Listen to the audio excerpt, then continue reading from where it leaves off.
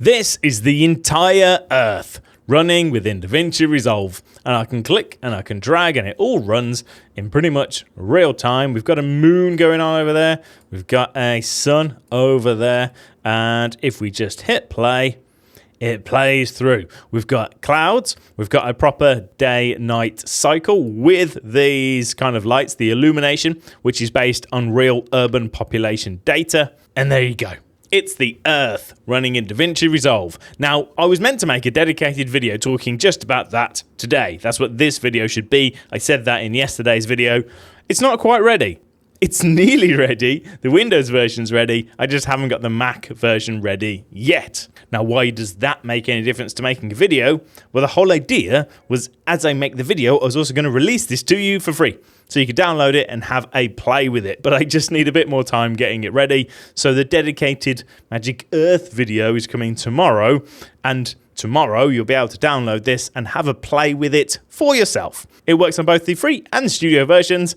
So you can download it and have a play. Now, there's a reason this exists, because I'm actually working on a Magic Map plugin, which allows you to do more stuff with the Earth model that I've made. But if you just want to play with the Earth model, you can, or you will be able to. You should have been able today, but you can't. You've got to wait till tomorrow. And it's going to be completely for free. And this is basically going to act as a bit of a benchmark for all of the plugins that I've made, because this is one of the heavier ones to run. So if you download this, have a play with it, you can install it, you can run it with no issues whatsoever. You get real-time playback with no bugs. Then pretty much anything else I'm due to release should be good to go. Plus, just looks cool. It's a pretty cool showcase of what you can actually do using open effects in DaVinci Resolve. It's pretty neat. I like it. I think it's pretty cool. So, that's not this video. So what is this video? Well, I'm making it up on the spot. So I've decided to show you some of the other things that I've been working on. Super quick, I'm going to fly through a couple of them. So a while ago, I had this idea. I was messing and I was trying to come up with ideas for plugins and this, that, and the other. And I had some cool ideas for like, ooh, here's one individual thing. But it never felt like it was enough to build a big 30, 40, 50 bucks kind of package out of.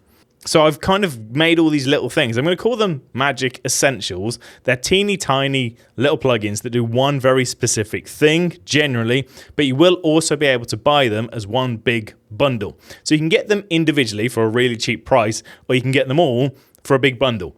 And the reason for that is sometimes I've been editing a project and I go, oh, I wish I had a thing which just did this one thing for this one particular moment.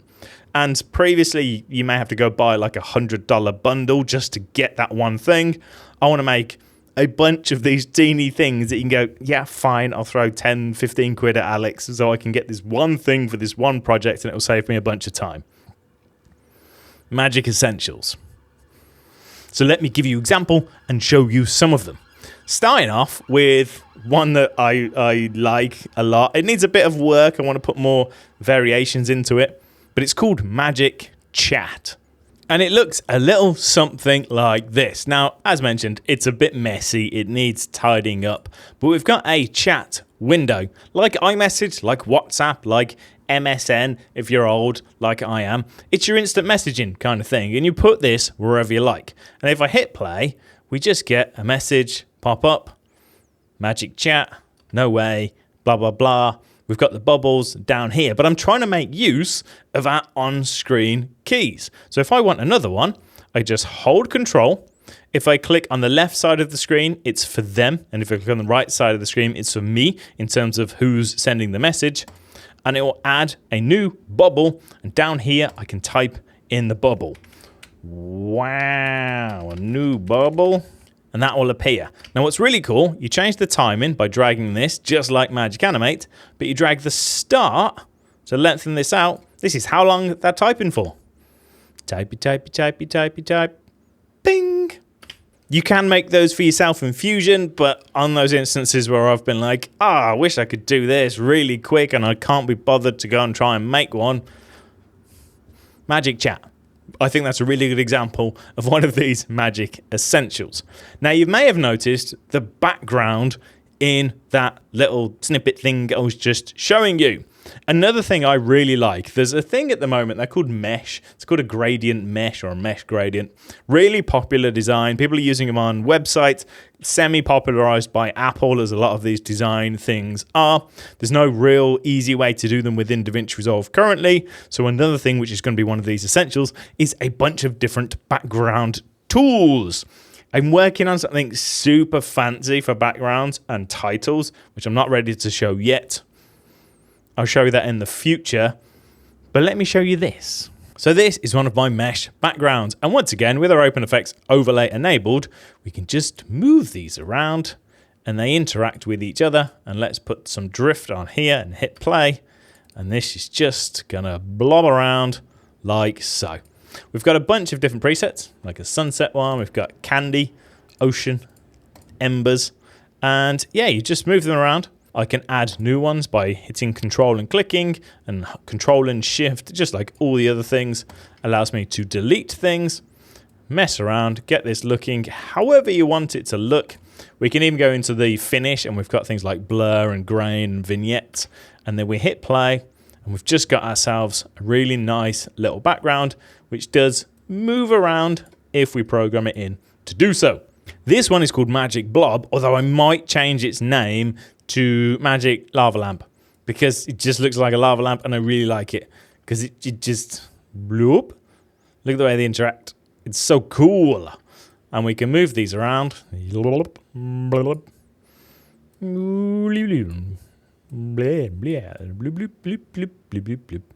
Hello. Once again, we've got some different colors, some different options to select from. And like I mentioned in yesterday's video, you will be able to customize these, get them looking exactly as you want them, and then save your very own preset. So every time you open your Magic Blob, Magic Lava Lamp, whatever, your presets will be in there. Oh, and this one too, I forgot. Magic Ribbon. Same thing. I saw a wallpaper that was kind of doing something cool, so I tried to replicate it, and I think it looked quite snazzy. So, yeah, backgroundy things that I think look nice. So, a couple more. Let's whiz through a few more of these. In the previous version of DaVinci Resolve, they added the ability to bring in Lottie files. Now, I'd never really heard of Lottie files. They are these really kind of swish, lightweight animation files. They're generally JSON files. They're super lightweight. The idea was really cool that you could download them from websites and bring them in. You've got swish-looking animations.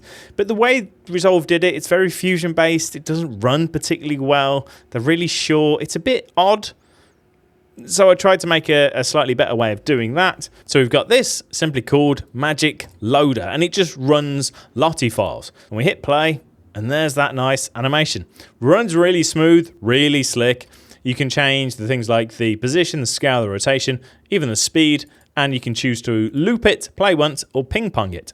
And then you use your on-screen controls, put it wherever you like, and you've got this really swish, nice little animation. I wanted to check I wasn't going mad. So this is a 4K 120 frames timeline. When you've imported your Lottie files like directly into DaVinci Resolve, you can't preview them. They show up like this. And if I grab it and put it on my timeline and hit play, I'm getting like 9-ish FPS, and I can drag it out, but then it just freezes and I have to come over here and hit loop, and we get no frames. It's all just a bit strange. Exact same timeline, exact same Lottie, and this plays back at 120 FPS. Yeah, I just think it's odd. I don't know. It's odd. It's strange. Right, I don't want to show you, I don't want to reveal all of my secrets, but there's a couple more I want to show you. The next one, Magic Draw. In DaVinci Resolve, you have an annotation feature, so you can open up the annotation, you can annotate on your image, but you can't animate it, and when you actually render, it goes away. And there's been occasions where I'd love to just be able to doodle on my image and actually have it stay there. You can jump into Fusion once again and use the brush tools and keyframe those, but it feels like a bit of a faff. Magic Draw. This one actually needs a big update because I've made I'm coming back to this. I've made a thing called Magic Storyboard. I'm going to make a dedicated video of that. That one's pretty much finished and it is live. It's a full storyboarding app within DaVinci Resolve itself. It's really cool, actually. I made it kind of alongside our good friend Casey Farris. I've done a bunch of drawing tools within there I need to bring over to this one. So it does need an update, but let me show you what it does. So you drop this on your timeline above your footage. It's a generator. And then at any point, so I'm going to go here, I want to say big circle. I want to say big circle, arrow, drawy thing. And then we go back and we hit play. And when it gets to that point, it just animates it in, just like so. So I want some slightly nicer brushes and stuff within here, but we can go to another frame here and just say, oh, Alex. And now when it gets to there, it'll just type out the name. So you can use it to highlight things and it'll actually come out in the render. Or if you just want to do like an actual handwritten message, you want to do some handwritten titles within your videos, you can. It also works with cheap tablets. I've got a cheap 20 quid drawing tablet. Would have made sense if I used it, wouldn't it? Because, you know, it's here. Here we go. Oh, hello. That actually looks slightly nicer than with a keyboard and pen. Not much, because I'm not very good at writing. There you go. And it just jots it in just like so. It's just a bunch of stuff I'm working on, and I don't think any of those are kind of big enough to be like, wow, big bundle. So they're going to be a bunch of smaller things you can pick up just on the off chance that they will be really useful to you, or you can grab them all as Magic Essentials. I don't know when. Some of them are nearly ready. Other ones are going to take a little bit more time. The problem is I don't want to list Magic Essentials and be like, here you go, here's 2 things, buy the whole package. Or it may just be that you have to trust me and go, okay, you only get 2 for now, but eventually there's going to be 10 or whatever. There are also bigger things I haven't shown you, which I will show you in another video. Tomorrow, though, we'll talk about the Earth. That's it for this one. I'm giving away all my secrets. Take it easy. I'll see you in the next one.